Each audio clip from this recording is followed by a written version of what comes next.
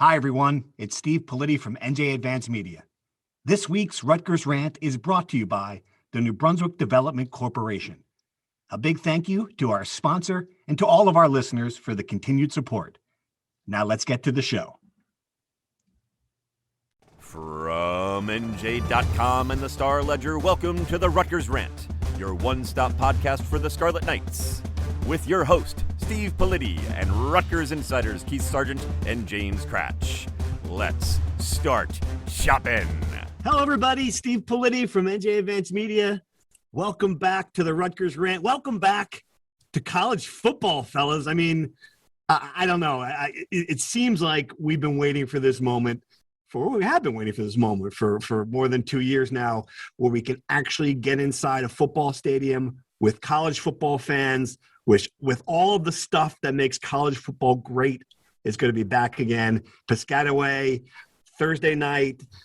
Granted, the opponent's not great, Temple, but you know this is the game that we expected to have with Greg Schiano's first, walking back into that stadium as head coach. We didn't have that last year.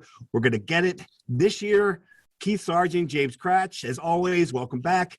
Tell me this, Steve, they're allowing you back into the stadium? I didn't know they were actually allowing you back into the stadium. I hope so. I don't know. It's a good point. Have you heard anything? Have you talked to Greg lately? I don't know. I mean, oh my gosh, that's haven't been around much during training camp. Wow, you took a shot at me right away. Jeez, I went there once. That was good. Trying to call what it is. So that's fair. All right, Cratch, you got anything you want to? Welcome back, Steve. Nice welcome back. Yeah, go on vacation. This is what I get. Thanks. No, welcome back. It feels like this game has kind of like come up on us on one hand and the other. I feel like we've literally been December 4th, 2019. We've been building up to this game, even though they already played 9 games last year. It really is. Yeah. And this is fun. It's funny. Yeah. And I was thinking about this, guys. And last year, I honestly didn't know what to expect before the season opener. You didn't know what COVID was going to do to the practice thing. You didn't know what the roster really was going to look like. You didn't know what Noah Vedra was going to be. You didn't know anything. This year, when I saw the 2 deep, you look at the depth chart, you think, all right, well, this is pretty much what I expected. I mean, I know what to expect from the offense with Sean Gleason. I know what the defense is going to look like with Greg Schiano. And I know what the Vedra is going to be to a large degree. The 2 of you have been there every day. What is going to surprise me on Thursday? I'll start. Go ahead. I think the playmakers. We spent a good portion of this podcast over the last couple of years talking, like bemoaning, where are the Kenny Britt type guys, and Tyquan Underwood, who's now a coach. I think they're going to be a lot more impressed by the pass catchers, the wide receivers. And we saw a glimpse of it a year ago. Noah Vedra, spread the ball around, good amount. But I think guys like Isaiah Washington, Shameem Jones, he had a tremendous camp. Bo Melton, it looks poised to break out and become one of the premier Big Ten wide receivers. Isaiah Washington, we saw him during the spring game, and he really built on it during training camp. Brandon Sanders, another guy, Cratchit, that's his favorite player. Cratchit, every single day raved about that kid. He's the ideal Cratch player because he has a great story, played in the Patriot League, dominated the Patriot League, came up. And, he's going to be like the guy that a lot of people are, will be curious about whether or not he can actually build on that and play at the Big Ten level. I think he can, just based on what I saw during training camp. So that's going to be the thing that to me stands out. I think there's just a number of dynamic playmakers they have on this offense. Cratch, you want to take that one? Yeah, I think that, to piggyback on what Sarge said, for the first time going into a season, I look at the Rutgers roster, especially on offense with the playmakers, and I say to myself, there's not enough touches to go around for all these guys. Like, there are going to be big name players who I think kind of fade to the background a little bit on this offense. The preview is something I'm going to write later in the week. If Johnny Langan doesn't have a fast start to this season, as long as Noah Vedra stays healthy, I don't really necessarily know what Johnny Langan's role is in the offense. He's not on the depth chart, which wasn't a surprise because they've already made it clear he's going to do multiple positions. But at the same time, he's not on the depth chart. So if he's not throwing the ball in his short yardage package and loosening a defense up. If it's like a repeat of last year where basically he'd come in on 4th and 1 and everyone knew what was happening and it would get stuffed at the line, if he doesn't emerge at tight end, I don't know where he gets those touches. A guy like Aaron Young, he's a perfect prototypical Sean Gleason offensive player that he can do so many things well.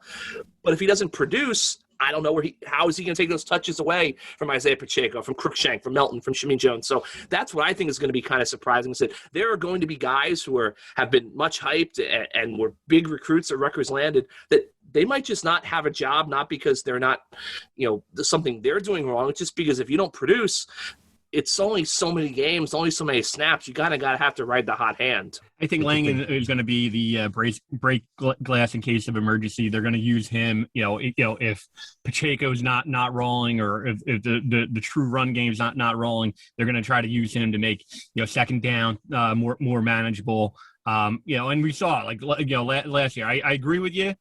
I was curious that he wasn't on the depth chart somewhere, but you have to keep in mind. Last year against Nebraska. 7 minutes to go in the game, who do they bring out? Because, he's a guy who they trusted, that they brought in Johnny Langan to try to win that game. He's a guy that they trust. I can't see that they're just going to abandon Johnny Langan at this point. Yeah, I got to feel like the first time there's a 3rd and 1, in a situation, you're going to see him out there, at least early on in the season against teams where they have a physical advantage.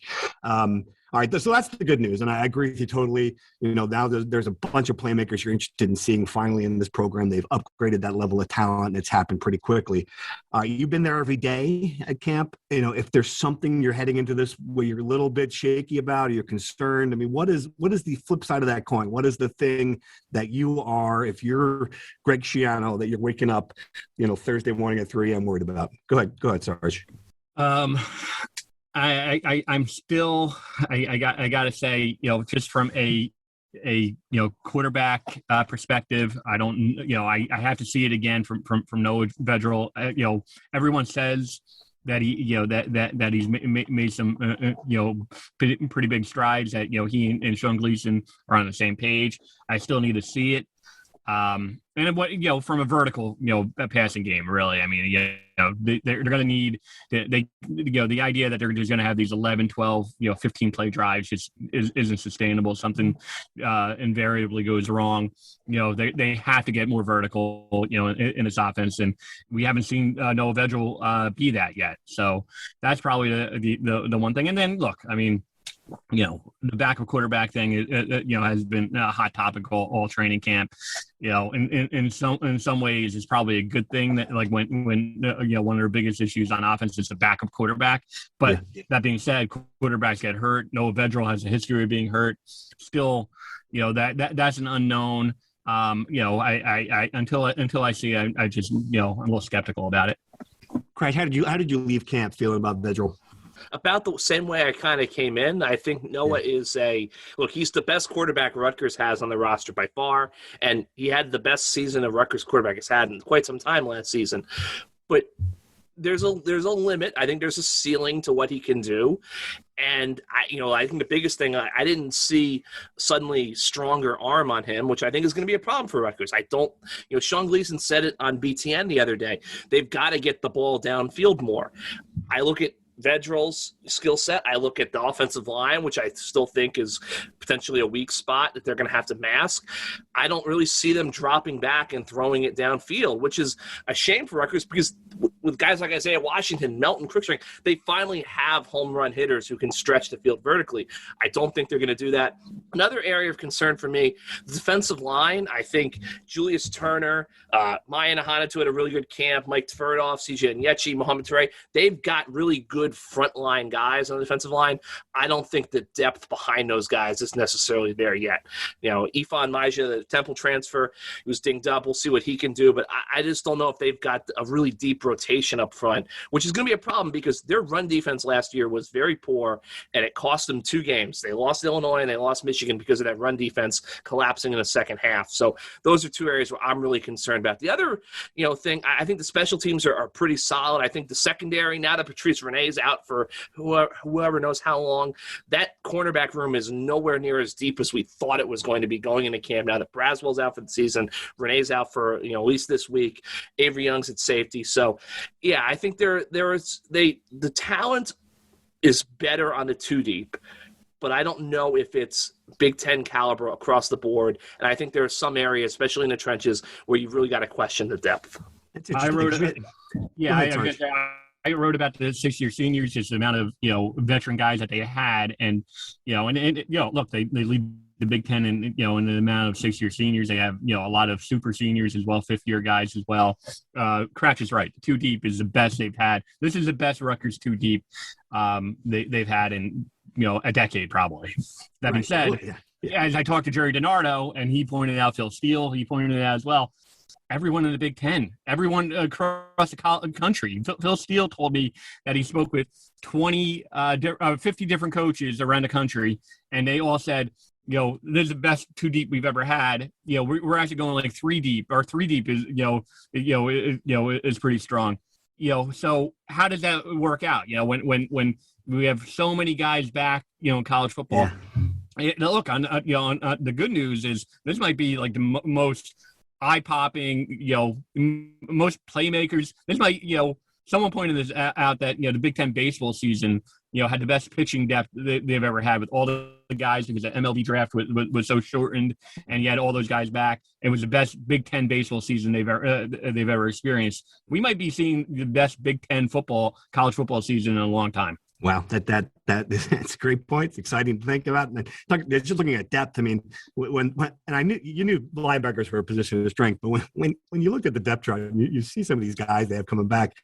I can't help but believe that the run defense just has to be better. I mean, am I wrong to think that when you've got that level of depth at one of the more important positions in the field? I mean, they've got some talented dudes there, Cratch. I mean, do you think that this is where we see that becoming less of a liability finally? It has to be if they're gonna win more games, if they're gonna be a bowl team. And I just, Mike Dwumfor was a really good defensive tackle. Yes. And he's the one guy you lost, though, right? The one guy you lost, yeah. The linebacking core. I mean, is everyone going to stay healthy? I think that's a big question.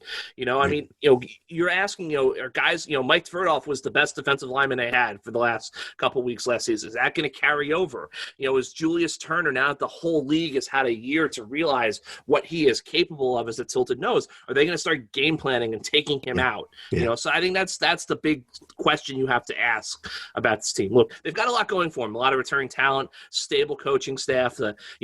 It's every time we go to practice, like 1 or 2 more analysts pop up, so like they've got more manpower than they ever had before. But that being said, that's something that and Schiano kind of said this at Big Ten Media Days about the offensive line. I think it applies to the defensive line. You don't do that overnight in the Big Ten.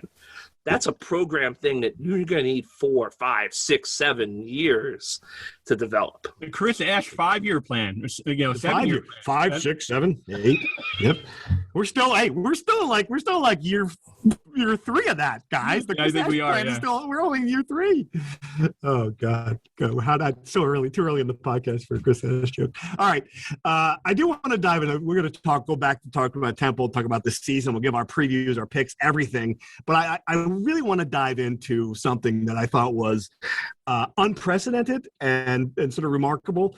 Cratch, you went to Kentucky this month, and I was thinking about it, Sarge, and you probably have a better grasp of the historical nature of this than I do, but I can't remember a time that a news gathering organization sent a journalist to another state to write about a player not currently on the roster. I went to like Governor New York once to do a feature on Brian Leonard when he was, the hot thing, and that was, said 6 hours away, Governor New York. And we've gone to different places to write about guys currently on the team. Has anybody ever sent a reporter to another state to write about a recruit. Well, before we hype up Cratchit's story, which is incredible, like, did you get that gift bottle of bourbon? I've been looking in my mailbox, all for the last couple of weeks, and I see him every day. Great point. Did you get that Kentucky bourbon? I didn't get one. You were down there for 3 days. Did you at least stop at a distillery? I mean, nothing at all. Maybe we're going to get it on Thursday night. Is that where we're going to get it? I drove past the distillery. Yeah, that's it. You didn't. Hey, it was a dry trip for me, man. It was wall to wall reporting all day, every day. Jeez, if they sent me on that one, holy cow! I can tell you would have come back with a bottle of bourbon. You might not have come back with the story, but you would come back with a bottle of bourbon. All right, so tell us about this trip, Cratch. What did you see? What did you see down there? What did you come away with? What were your takeaways about Gavin Wimsatt and the entire scene? It's first off, a really polite, great kid. Everyone raved about him. Family was lovely. I got to meet them. What fascinated me about it was that he is such a big deal in that town. And to kind of sum up, I described it in the story. Owensboro is a little bit like, it's about the size of Piscataway. It's right on the banks of the Ohio River. So there's a bridge. It's called the Blue Bridge. You drive across it and you're in Indiana. I think it's the 105th biggest media market in the country. So obviously he's going from 105 to 1. But just a blue-collar town, fascinating little stadium, Rash Stadium. It's basically a concrete bandbox. I think 1940, they renovated it with New Deal money, put down some concrete. It's been pretty much the same way since. But no, and the biggest thing for me, I think that, Rutgers fans want to hear about, obviously you can read my story with all the stuff about his life and all the facts we learned about his hometown and him, is that he is the real deal. I mean, he made throws against St. Xavier from Louisville, which is one of the better teams in Kentucky. I would say they're not – I just want to make it clear, they're not the St. X from Cincinnati that, Bergen Catholic and Bosco would play, but they're very good. They've won, I think, 14 state titles in Kentucky. He made throws that I've never seen any Rutgers quarterback make. Wow. I would say arm talent-wise, he would be the most talented quarterback in Piscataway if he was a freshman right now. Would he start if he were a freshman right now? I think so. Yeah, going down to the trip, I was pretty convinced that I thought he'll play next year, but I thought, it might be a situation where Vedral starts the season and, maybe they kind of turn to him by mid-season, after clearing. I would not be surprised if he's a starter from day one next year. I think he's a little raw. I think that he's a guy who definitely will, once he gets here in January and rolls early, he's a guy that I think, will make big leaps once Sean Gleason, kind of gets his hands on him. But he made some throws. And, another thing, too, is that he can run, but he's not a running quarterback. But he can certainly extend plays in the pocket, which is something I think Rutgers has struggled, especially with their offensive line issues in recent years. So, now he's the real deal. I mean, he made some unbelievable throws. Gutty kid, too. I mean, his team was down, 17-0, and he brought them all the way back and almost took the lead right before the end of the first half. So, he's a guy who can make things happen, convert fourth downs, make big throws, force throws in the tight windows, big arms. So, yeah, I think he's the real deal. And there definitely is there's a lot of Kentucky fans down there, and they definitely feel like they lost something. So are they bitter about it? I mean, I think the way it was explained to me is I think it's 75% of the people after the initial shock. I mean, there were even people close to Gavin who were like Rutgers, what are we doing? But but no, I think once they got to past that initial shock, I think it's been all support for him. I think there's a pretty nasty faction of Kentucky fans on social media, but to his credit, he just kind of ignores that. He doesn't care. I mean, honestly, he is the guy comforting his family, his friends, by hey, don't worry about this, vitriol on social media. So, he's all in. I think he's a guy who, it's hard to say when a kid's in high school. If he gets here and lives up to his potential, he is the program-changing quarterback that Greg Schiano needs to take Rutgers where he wants to take it. It's a fascinating story. If you haven't read it yet, folks, go online, find it, Google Gavin Wimsatt, NJ.com. You'll come up with it. And just, to me, again, unprecedented recruiting coup, but also just, for this kid to come in with that kind of pressure, it seems like he's got the head on his shoulders based on anything we've seen. So it's the future's bright kind of deal when they get that kid on campus. If they get that kid on campus, of course, because he has not signed yet. And that's going to be a true or false question. Can we dive into true or false, guys? Let's do it. Let's go right into it. All right. True or false? I got a meaty one for you. I think I got 8 or 9 really good ones. You know the rules. We'll have lots to discuss when this is over. True or false? The most dangerous non-conference game is this one. Temple. Sarge, true or false? False. Cratch? False. All right. I agree with you on that. False. True or false? The most dangerous non-conference game is the next one at Syracuse. Sarge, true or false? True. True. Cratch, true or false? True. All right. Well, you know where I'm going with this. I see false on Syracuse. The most dangerous non-conference game is Delaware. 1AA nightmare. I say that is the one. That is true. Both of you guys say false on that, obviously. Correct. False. All right. We'll come back and discuss that one. I think Delaware is a scarier game. True or false? Relax, Rutgers fans. There is a 0% chance that Gavin Wimsatt decommits before signing day. Cratch, true or false? You were there. I will say true. All right. Sarge? I'll trust my colleague. True. You know, I'm only going to say false because there's never a 0% chance. Something can always happen. So we'll go false for that now. True or false, guys? Peyton Powell, who left the program and announced he will not be taking the COVID vaccine, will land at a Power 5 program. Sarge, true or false? True. Okay, Cratch? I'll say false. Yeah, I say false too. He will be Liberty's starting free safety this year. Okay. True or false? It isn't the season opener before Labor Day without a hot tub. Sorry, true or false? We need a hot tub for this truly to be the game we want it to be. You got to give some context to that because that was a long time ago. But that was it a long time ago? How long ago was it? It feels like it was a long time. Can you imagine now? It's that is a tremendous true or false. True or false, Scratch? Can you have this game without a hot tub? False. False? Yeah, I got to go false, I guess, now. Can you imagine that we used to, before COVID, not even thinking about it now with COVID-19, we put like random students in a hot tub in the stadium, and it was kind of a cool thing. That was a thing for 2 years in a row. Yep. True or false? Illinois, Artur Sitkowski. This is now the most anticipated game on the schedule. Sarge, true or false? True. And can we just get a commitment right now that you're going to be there? Can we get that commitment? Our loyal listeners, they'll remember this. We'll save the tape. Can we get a commitment? Gosh, there's no such thing. Will be with Crash and I in the campaign? Oh, man. That's a false. Cratch, true or false? Most important game, the most anticipated game of the schedule now. As long as Art, is the quarterback, true. I mean, when he committed, you had to know this. It was coming this way. I figured it might happen it might be like a week of thing, but like the Stars, it just feels like what we've done with a lot of kismet stuff on this beat in recent years. It felt like the Stars would align and Schiano would come back. I feel like the Stars are going to align and we are going to get Art versus Rutgers in Champaign, Illinois. All right, we'll talk about that one in a minute. The final true or false. True or false? This has been a hot topic, and I know where one of you stands, and I don't know where the other one stands. True or false? The alliance is good for the Big Ten. Cratch? False. Sarge? False. All right, I'm going to say, believe it or not, I'm going to say true. I'm going to explain why. Let's go right into, that's the last one. Let's go right into the discussions. All right, here's the alliance thing for me, guys. And I agree. I wrote that they should have gone, Big Ten should have gone big. They should have struck with, forget shaking hands and buddies with, the Pac-10 and the ACC. They should have been aggressive. They should have done what the SEC did. I get it. But now that they haven't, my take on the idea is really simple.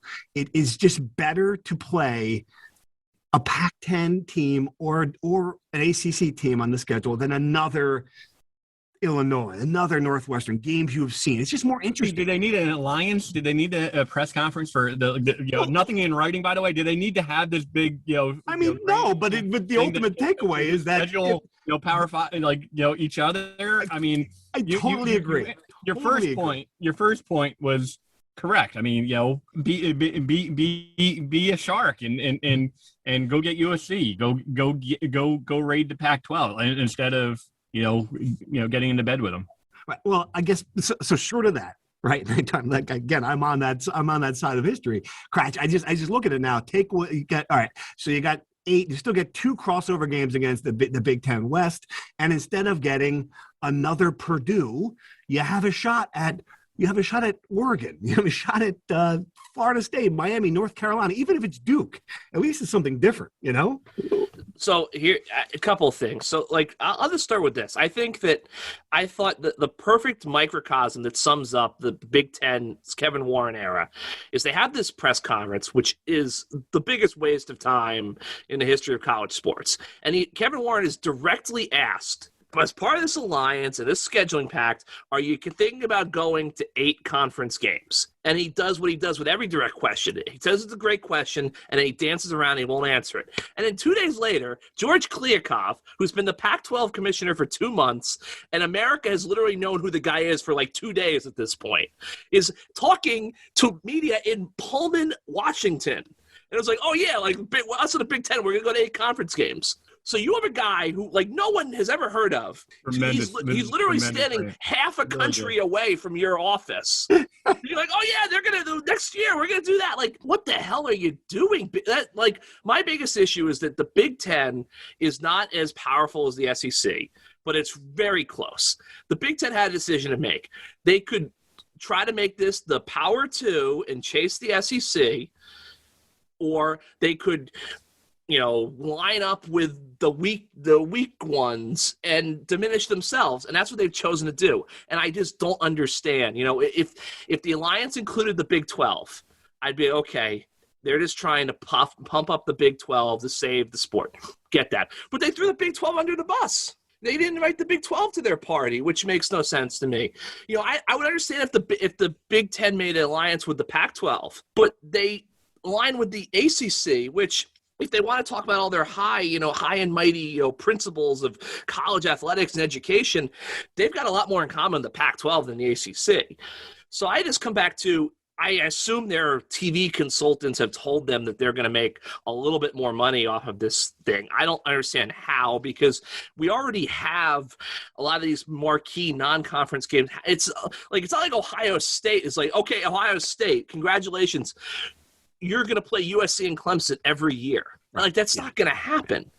And another thing, too, is that I know everyone talks about TV, but I would assume it's a lot easier for Rutgers to put butts in the SHI Stadium if they're playing Illinois, which might have 10,000 alumni in the New York area who want to come to the game, rather than Washington State when they've got like the 5 guys, the 5 random Wazoo grads. It does nothing for the lower Big Ten schools. Does nothing for them. It's all about getting Ohio State to play Oregon, and which they are. But they are, and my point is, they're not going to play. Clemson has to play South Carolina every year, and they're still going to want to play Georgia and LSU, and they're not going to get the. And the thing is, if you want USC to play Ohio State every year, and I admit I was not on this side until this happened. If you're going to join the alliance, Steve's 100% right. If you want USC to play Ohio State every year, I've got a way that USC will play Ohio State and Michigan and Wisconsin and Penn State every year.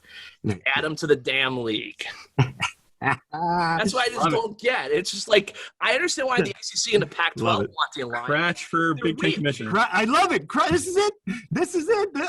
Clearly, you're absolutely right. Like, I have seen the light. Can we get a hashtag on California ups? Print up some buttons, Sarge. I'm going to wear them at the stadium. The last thing I will say, and I'm going to use one of my crazy little, analogies, metaphors, references. The SEC is laughing at this. Yeah. Like, I remember I was watching some documentary about, when there was WWF and WCW and everything, and I guess WCW was threatening on TV to, invade the WWF show, and Vince McMahon was like, well, if they show up, let them in.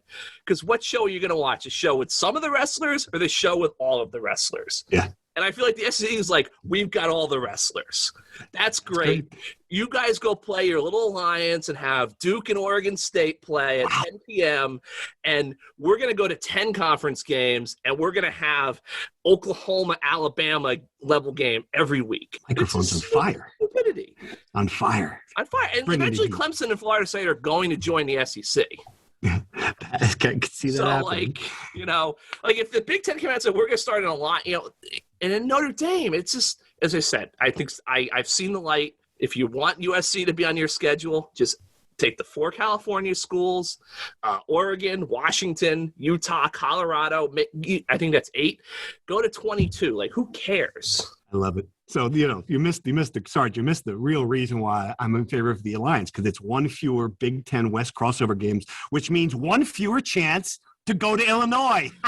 All right, let's talk about this really quick. Illinois, I didn't get a chance to watch the game. I was off. Obviously Art comes in. Artur Sitkowski comes in off the bench. Looks really good. I guess this is where I'm going to throw some water, all right, on the idea that this is now the most anticipated game on the schedule, because we've seen good art and we've seen bad art.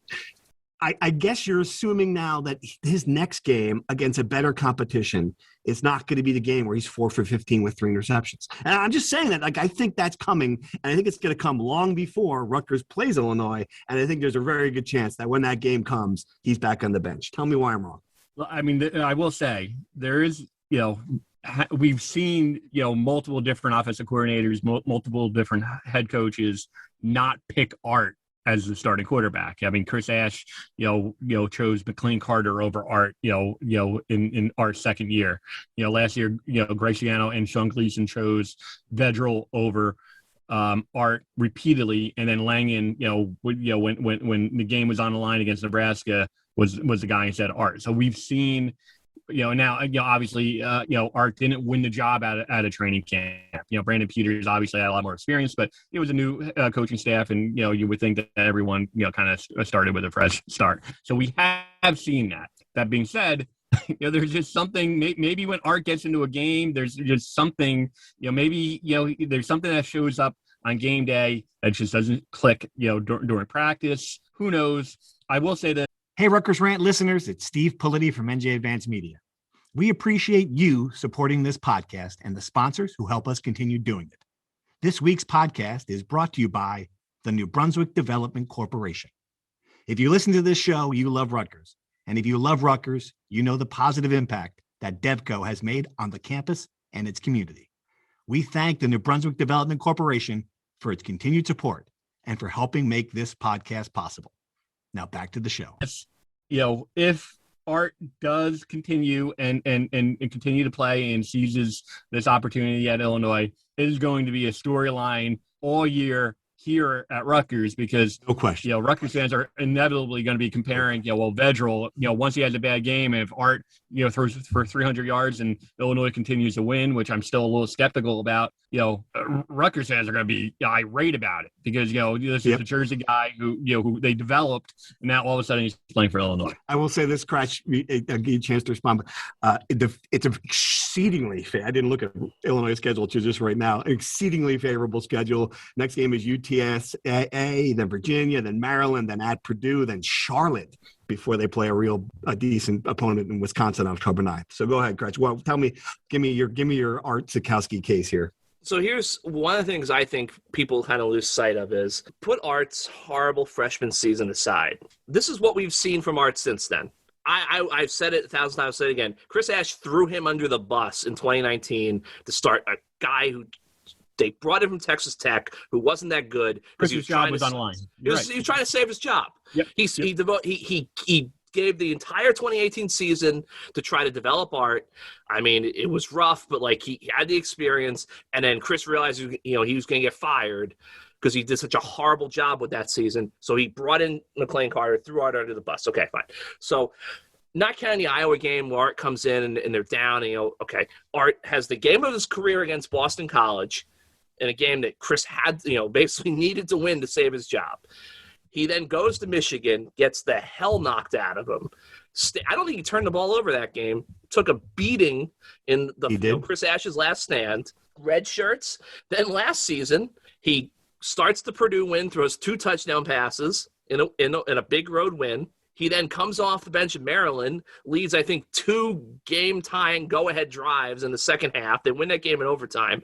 Didn't play very well against Nebraska, but I still go back to the fact that I thought Gleason and Schiano panicked by going to Johnny Langen in that spot. It was a 1-score game. He didn't have a great game, but I still don't understand why they thought Johnny Langen was going to throwing the ball down the field was going to win the game for them. Did they panic, or are they convinced he was going to turn the ball over? Probably a little bit of both. Yeah. Okay. So, and now he comes off the bench against a Big Ten opponent, Nebraska, and he performs extremely well. Really great. Had the running game going too. That's a big thing. And that's the thing. Like, Art is like, he's not Trevor Lawrence. Like, we've established that, but he's got tremendous physical skills. The kid works harder than, basically anyone I've ever covered. Great kid. Great teammate by all accounts. He was getting votes for captain after being like there 3 weeks, Brett Bielema told me at Big Ten Media Days. He's got all these physical skills. So if Art is on a team that playing within himself with a big offensive line that can protect him and a running game that we've seen it, Illinois can run the ball pretty well. They did against Nebraska. They've done it against Rutgers for years. Manageable schedule.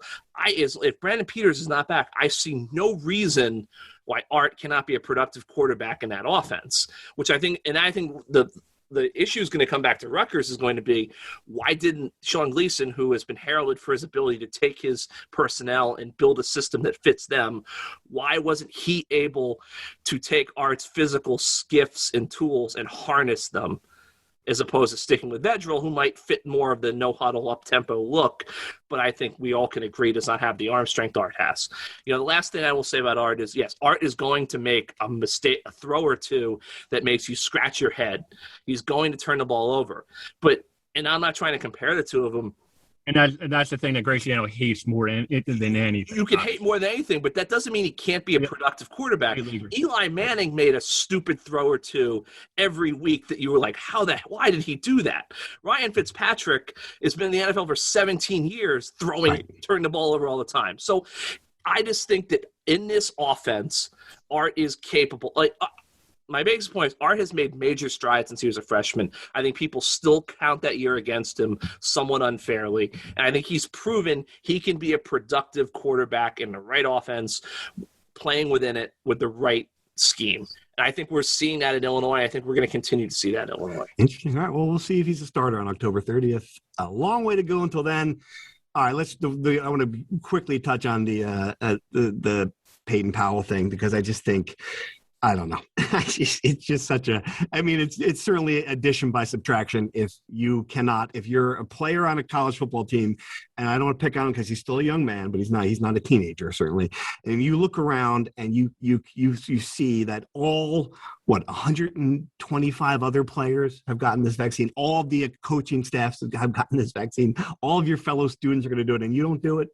I mean, there's a level of frustration, and I don't know why he decided to come out. I know he took heat on social media, obviously, for doing so. But Sarge, I mean, is there anything about this besides just shaking your head and waving goodbye at this kid?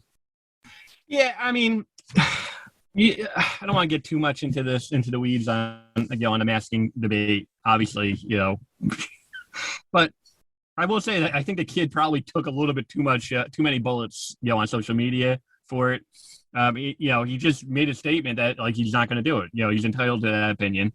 And he wasn't, a jerk about it. I've seen other people be a lot, a lot more cynical and a lot, nasty about it. I just think he made a statement. He has his belief. He had COVID. At one point, it wasn't a big deal for him. Many other people, including people in my own world, have had it and have had far worse experiences. And again, not to get too much into the masking debate, but I do think that the kid probably took a little bit too much heat than he deserved on social media. Anything to add, Cratch? What do you think?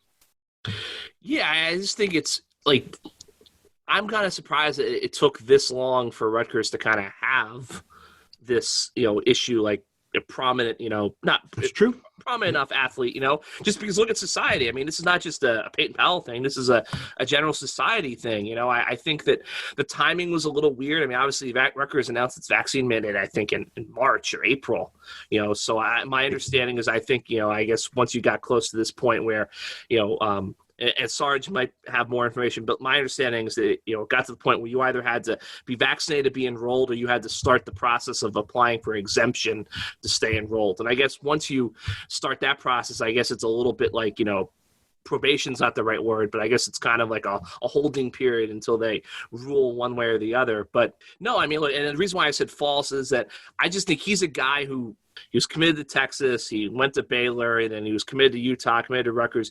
He's bounced around at the point where I think that if he's going to keep playing college football, I think it's going to have to be at a lower level, a group of 5 school, especially if he wants to be a quarterback. I think he's a guy who I'm sure there's plenty of, group of 5 schools in Texas that would take him and give him a shot at quarterback. But my guess is that if he wants to be at another Power 5 school, he's going to have to go somewhere lower first and work his way back.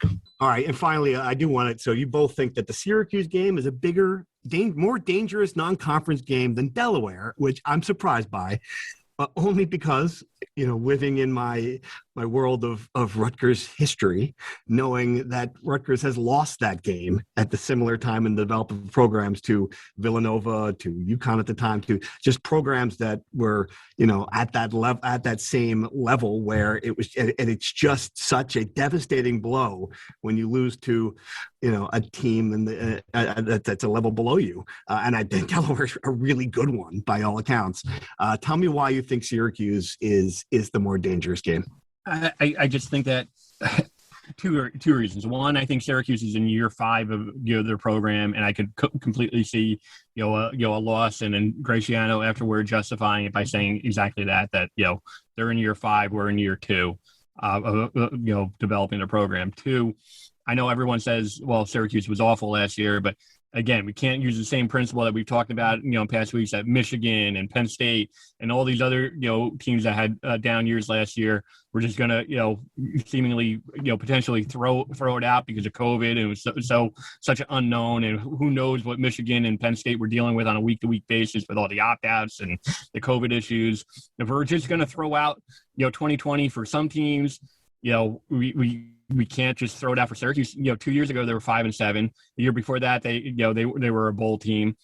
So he had the program going, at a seemingly upward level before a year ago. Again, year 5 of the program. I just think that a lot of Rutgers fans are underestimating going up to the Carrier Dome.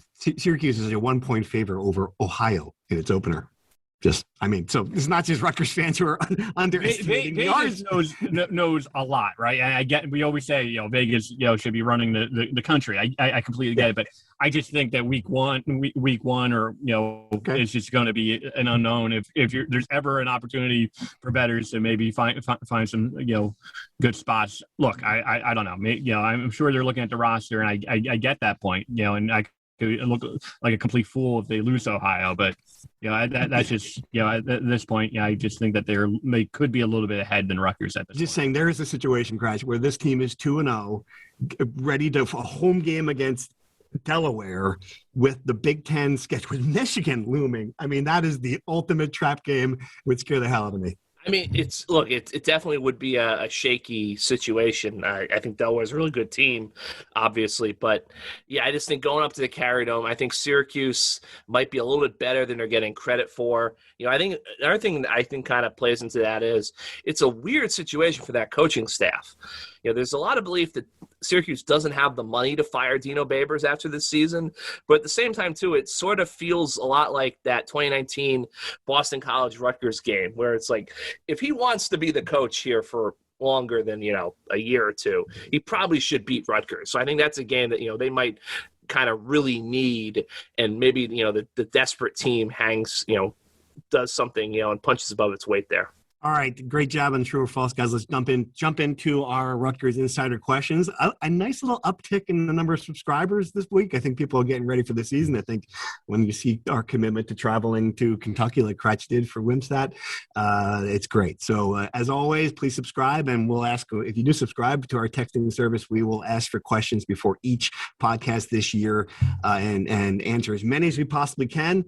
The first one was directed at me from Mike Terzano in Jackson. It wanted to know if I could come up with 6 wins on the schedule for a bowl invite. I'm going to throw it out to both of you guys as well. Certainly I can come up with them. I don't know if they're going to get them, but I think you off the top, you got to win for this to be a discussion. You got to win the 3 non-cons. I think that Maryland is one that you got to win. And then you start looking at, Illinois looks better than we probably thought they would be. So that's one. Northwestern might be a little worse than we think they are. What do you guys think? If Can they get to the 6 wins for the bowl? And if so, after the obvious games, which are the ones that they are most likely to get? Go ahead, Kratz. You take it first. The month of October is everything for Rutgers. Michigan State at home, homecoming, at Northwestern, open date, at Illinois. You got to get 2 of those. You might have to get all 3. I think that is the month that will define this Rutgers season. I think that by the end of October, we will have a very good idea.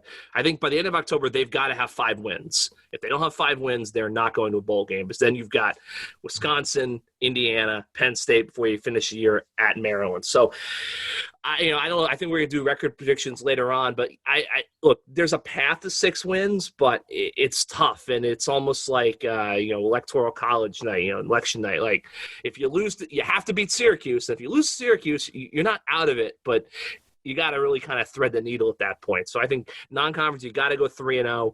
And then after that, I think that October is critical. If you can get it somehow, if you can sweep October and get it done then, hey, then you can start, then you've got it and you can start wondering about, can you kind of backdoor your way into like a Florida bowl game? But they've got to have at least 5 by November 1st. Counting votes in Waukesha County, Wisconsin. Sarge, do you see any other games that Kratz is missing in his analysis? Yeah, I'm the eternal optimist, but I mean, obviously they have to win the 3 non-conference games. That's a given. But then Michigan State home at Illinois again, they might be better, but they might. I think it's winnable. And then into Maryland to end the season. That's 6 right there. Right. I've been doing this for a long time. I can only remember a few years where everything broke right, and they won every game that was winnable. That they it was 2014 was the last time that happened. Yeah, right. Absolutely. It never works out that way. It just never does, and you always have to keep in mind that there are 3 bozos like us who are on a Illinois, who cover Illinois on a podcast right now. They're talking about, Rutgers is winnable. So, That's the name of the Illinois podcast, by the way. 3 bozos from Illinois. That's the name of the podcast. It's real quick. How did you know that? I was gonna say real quick. I think since Politi went on vacation, I think there's been 3 new Rutgers podcasts launched. That's true. I know there's so many. No, that is true. The Levy's got one. Yep. And while we're on the topic, Sarge, I hate to say this, and I don't want to bring this up again, but the guys from the other podcast were pretty angry that you mispronounced Davy's name. I just want to say that, okay? John and Davey, their podcast, they were pretty angry that you murdered his name. Just go throw that out there, okay?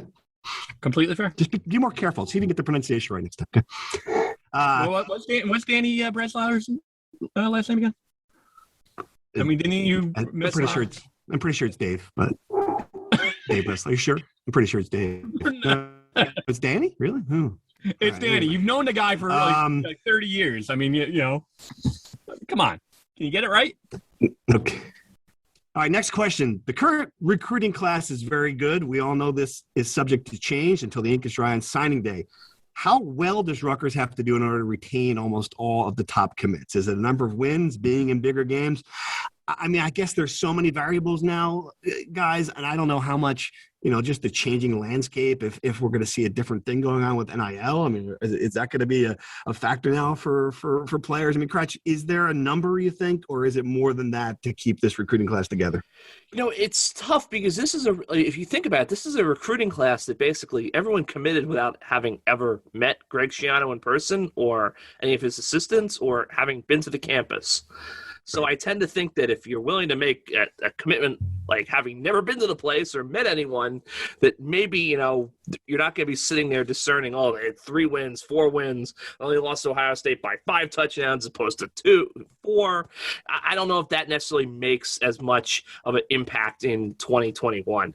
I do think that they definitely need to be competitive.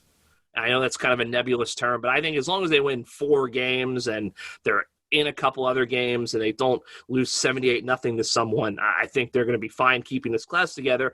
And look, yes, decommitments happen, but I think the thing that has to kind of give Rutgers fans solace is if a kid decommits from Rutgers, Greg Schiano is going to go be competitive to flip someone else's recruit and bring them into the class. It's not going to be like the prior regime where a kid would decommit and all of a sudden you're just grabbing names you've never heard of at the end.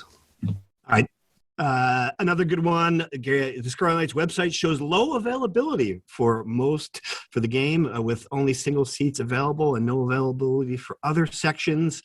Will this be an announced sellout, Sarge, with the rain? What do you think? Is this going to be one of those special sellouts? I asked the big guy. I asked Greg Schiano. You asked the big guy himself. In the press conference. What he said? It better be Sarge, is what he said. So it better be. Wow, putting that right on the ticket. So the ticket office really just give any information, but my sources tell me they're confident that, over 45. So okay, look, the weather could always be a factor, but I do think that it's going to clear out. It might be a little windy, but there's some confidence that it's going to be over 45. I'm not over 45 people. I'm talking about over 45,000. Right. I think this might be. I looked on StubHub, and it did seem like there were a good amount of tickets there. So I'm wondering if this is going to be a classic paid attendance versus actual attendance situation. Right. Yeah, that I'm sure there have been incidences of them giving away lots of tickets. I'm guessing it's going to be one of those deals. All right, a very general question for what is the overall health of the team? Who is out? Who is limited? I mean, decent, right, Cratch? Yeah, they're pretty healthy, as far as we can tell and everything. Obviously, Greg said his press conference on Monday, Patrice Rene is out, which we discussed a little bit earlier. But no, they're knock on wood, they're very healthy, about as healthy as I think as you can be going into week one. All right, and I guess that's really all the good ones I have here. Plenty of other questions, but we want to get into predictions, and we're already longer than we normally do. So let me thank you guys for offering up questions for Rutgers Insider. Please do each week of the season. We really love your feedback, and you guys have great topics that are in our topics half the time. So, all right, Temple preview. What do we know about Temple, Cratch? I mean, other than you fired the head coach already. Is there anything? Really nice guy, by the way. I talked to him on the on the Zoom press conference yesterday. He name dropped me, and he name dropped you. Anytime a coach Greg Schiano name dropped me twice, and name dropped Cratch. That goes a long way. So I think Rod Carey. I think Cratch really needs to lay off on him. Yeah, come on. What? Come on. I never said he wasn't a nice guy, and I think Rod Carey is a really good football coach. I just don't think he's a good football coach in Philadelphia, Pennsylvania. All right. That's the thing. Like, I think he'll probably get it. Look, it seems like he's not going to get fired this year. Pete Thamel did his excellent annual hot seat roundup. It sounds like $8 million buyout. They don't have that cash, so he's going to be there for another year or two, probably. But no, I think he's a guy who'll probably bounce back, get a MAC job, and he'll have a team win the MAC title and be in New Year's Six contention before you know it. I just think that Rutgers kind of got lucky because you look at Al Golden to Matt Rule to Jeff Collins. Manny Diaz probably would have been that same thing, kind of like a little gnat nipping at your heels, that could get competitive for a kid or two you want in South Jersey. Fran Brown would be the same thing. Fran Brown would be the same thing. That's another thing. It's like when there is a coaching change, half the Rutgers coaching staff is going to be in the mix for that job. But I think they're going to get lucky that, they probably never thought about this, but they're going to get a little runway to build the Rutgers program while Temple is on the decline, because I just don't think the trajectory is good there. DeJuan Mathis, Georgia transfer, dual threat quarterback, a guy who started for Georgia opener, really struggled, wasn't the quarterback there long. They running back by committee. It sounds like Iverson Clement is not with the program at the time. Mathis got hurt. I mean, he had a head injury, but he did start at one point, and now he's healthy. So, I think you're minimizing. We completed 40% of his passes, but anyway, three bozos from Philadelphia podcasters. They're really not going to like listening to this. All right, so just predictions, guys. I mean, give me a score. First, I should ask: do anybody remember who won last year? Who won the predictions last year? Anybody got that? I believe that was you, Steve. Yeah, it was me. That's right, Cratch. Yeah, I went 7-2. Only 4-5 against the spread, but neither of you did any better than that. Weren't you 12-0 the year before? It might have been, yeah. Well, that was easy though. God, after a certain point, I mean, geez. Good grief. They ended with both of you and Fonseca picking Rutgers to beat Nebraska. I do remember that. Not a good showing, but either one of you have to redeem yourself, because certainly you don't want that to happen again. So get off to a good start. All right, Sarge, pick this game. The spread is 13.5 points. Did I have that right? 13.5? Yeah. All right. Give me your pick. Rutgers won't cover. Wow. Okay. Yeah. I think Rutgers wins, and I think it's going to be lower scoring than a lot of people think. The weather might even be a factor with the wind. 20-10. 20-10. All right. A tempo cover. What do you think there, Cratch? I do think Rutgers will cover. 13.5 is not that big of a line. I think it's not going to exactly be like a attractive win, but I think could be a little ugly. Weather could be a factor. I will go with Rutgers 29-13. I think Rutgers, Temple was not a great kick coverage team last year, so I think there's a chance, Aaron Cruikshank, Bo Melton, someone could break one. I expect the special teams or defensive score mixed in there to make the margin a little bit wider than maybe the on-field play shows. But I would say 29-13, Rutgers covers by a hair and moves on to Syracuse. All right. I think this is going to be easier than either one of you think. It's just what we talked about at the beginning of the podcast, the better athletes, the better playmakers. Even if the offense is not in sync, I think you're going to see an example of a Pacheco big run or a long one broken for a touchdown in this game against a team that will have less overall speed. So I'm going to go 35-10, Rutgers victory. We'll see who gets that. All right, season predictions now. Now let's really do it now. We all have Rutgers going 1-0 this week. What do you have for the entire season? Kratch, you want to go first? I will go first. My official 2021 Rutgers season prediction, I will go 4-8 overall. Wow. 2-7 in the Big Ten. I never thought this was a bowl team going into the season. When I saw training camp, I just think they've got some ways to go still. I think that Syracuse game is tough. I'm going to give them the loss at Syracuse. I think I've said it many times, I just don't see them being competitive with Michigan this year, after last year's game. I think they'll get to 3-3. They'll beat Michigan State on homecoming to kind of stabilize things a little bit. But I think, they're going to lose at Northwestern. They're going to lose at Illinois. Those are two tough places to go in and win. Two teams I think are better than Rutgers. And then after that, I got the traditional brutal November. I do think they'll finish the season strong.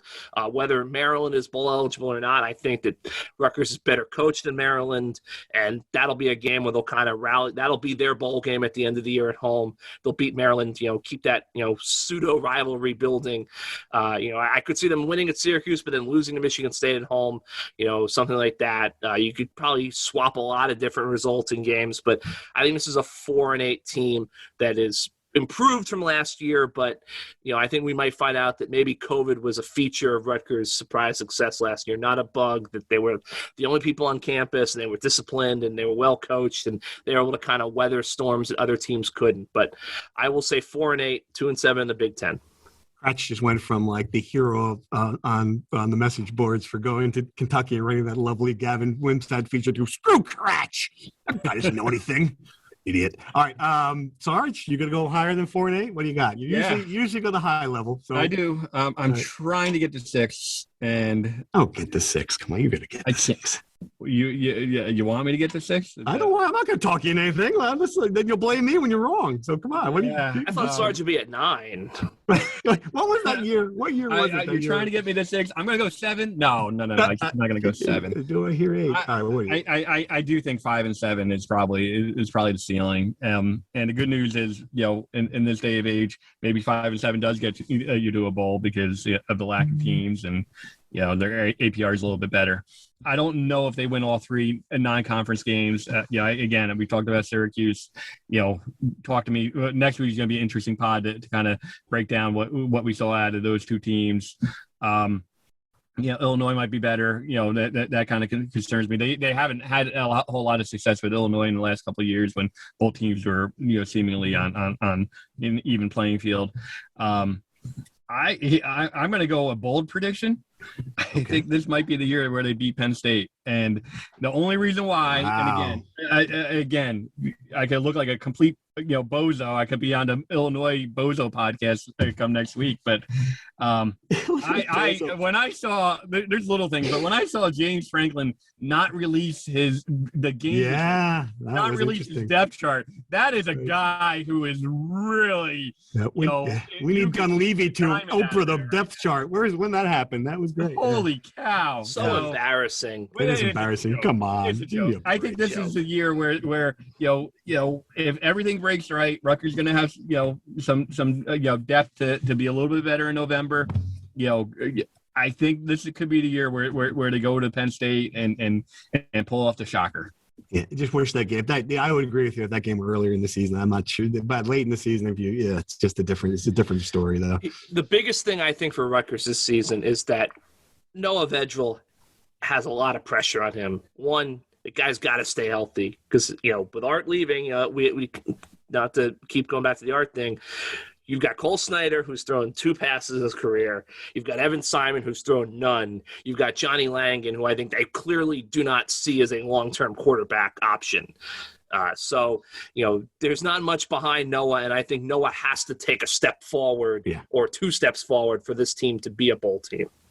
Unfortunately, I'm with you, Sarge, on my pick. I think 5-7 is the record. I do see this though, and this is what I think. You can have a good 5-7 if that makes any sense. I think 5-7 is what they need to keep the momentum going as a program, and I think they're going to win a game. This is the bigger thing than playing in the Fort Worth Bowl that ruins our holidays. They're going to be 5-7 with a win that they didn't expect. But of course, the flip side of that is that there's going to be a loss in there that they also didn't expect. So I think that you're going to get, you're going to steal one of these games finally that people I can't say which one. I don't know. It's a long season. A lot of different things can happen. But I do think they're going to win a game that they're going to be underdogs in.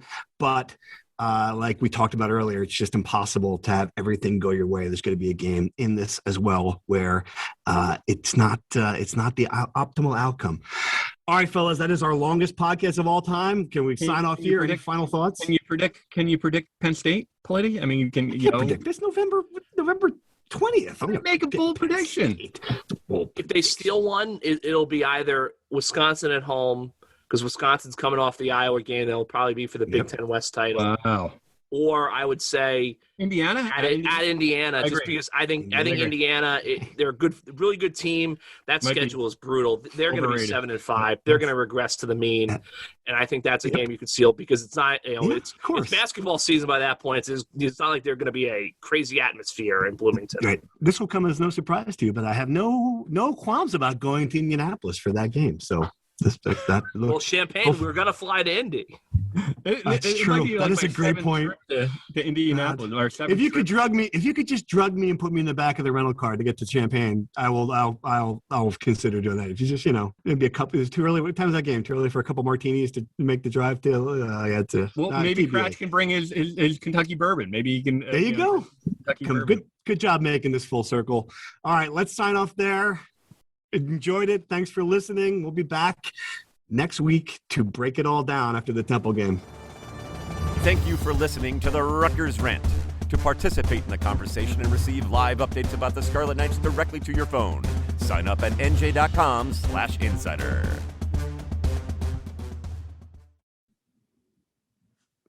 You haven't heard enough from me yet, huh? Steve Politi here for one last thank you to this episode's sponsor, New Brunswick Development Corporation, and to listeners like you who make it all the way to the end of the show. We'll see you again soon.